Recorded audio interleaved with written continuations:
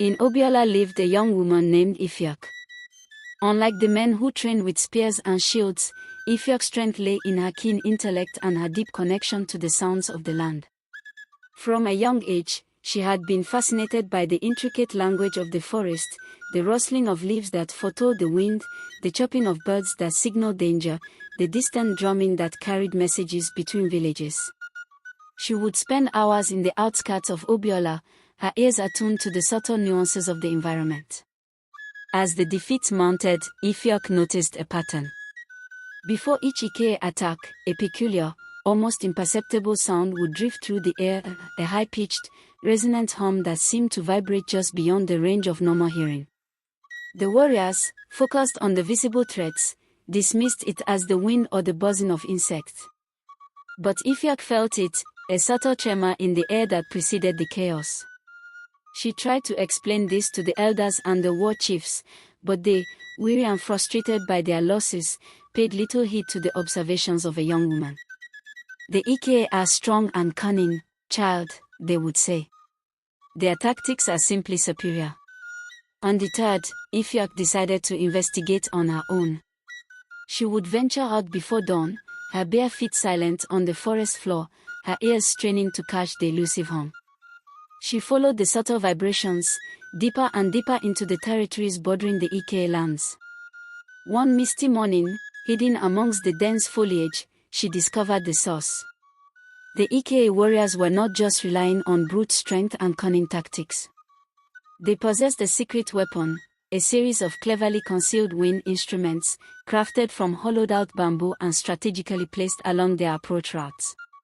When the wind blew through these instruments, they emitted the high-pitched hum, a sound that seemed to subtly disorient and unsettle the Obiola warriors just moments before the attack, disrupting their focus and coordination. Ifyok's heart pounded with the weight of her discovery. She had found the secret behind the Ike's seemingly supernatural advantage. Now, she had to find a way to use this knowledge to turn the tide for Obiola. Returning to the village, she sought out the village's master craftsman, Okoro. She explained what she had discovered and proposed a daring plan. She needed him to craft similar wind instruments, but with a crucial difference. These instruments would be designed to emit a specific frequency, a countersound that she believed could disrupt the disorienting hum of the Ike's devices and perhaps even have a disorienting effect on the Ike warriors themselves.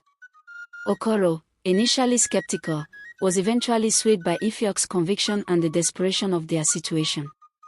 Working tirelessly in secret, they crafted the specialized wind instruments. Ifyok, using her deep understanding of sound, carefully tuned each one. The next time the Ike prepared to attack, Ifyok, along with a small group of trusted young men she had confided in, positioned themselves strategically along the expected Ike approach. As the familiar, unsettling hum began to drift through the air, Ifyok and her group raised their instruments and began to play.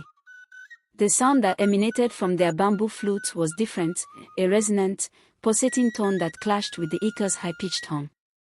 The effect was immediate. The subtle disorientation that had plagued the Obiola warriors seemed to shift. The Ike's advance faltered. Their movements became uncertain, their coordination disrupted. Some stumbled, clutching their heads in confusion. Witnessing this unexpected turn of events, the Obiola warriors, who had been bracing for another defeat, surged forward with renewed vigor. The sound of Ifyok's instruments became their battle cry, a symphony of defiance against the unsettling hum of their enemy. The battle that followed was unlike any before. The Ike warriors, thrown off balance by the countersound, found their usual strategies failing. The warriors of Obiola, their minds clear and their spirits lifted, fought with the ferocity of lions. By the end of the day, the Ike were routed. They retreated in disarray, leaving behind not only their weapons but also the secret wind instruments that had given them their advantage. The victory was resounding. The shadow of unease that had hung over Obiola lifted, replaced by jubilant celebrations. The warriors returned to the village with triumphant cries, their faces alight with joy. And at the center of it all stood Ifyok, no longer just a quiet observer, but the heroine who had saved her village not with a spear, but with her extraordinary gift of hearing. The sound of victory that echoed through the hills of Obiola that day was not just the roar of the warriors, but also the resonant, life-saving music of Ifiak's ingenious instruments, a testament to the power of intellect, observation, and the unique strengths that lie within each individual. The young woman who listened to the whispers of the wind had become the sound of Obiola's enduring resilience.